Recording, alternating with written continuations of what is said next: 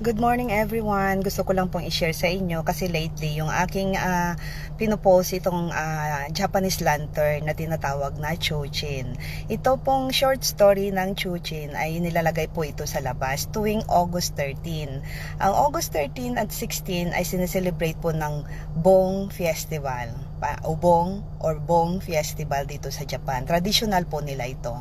So ngayon, August 13, kukunin po nila sa cemetery yung ash ng kanilang family na nasa heaven na. So iuwi po nila ito sa bahay, lalagay sa altar or sa table para ito ay alayan ng pagkain dahil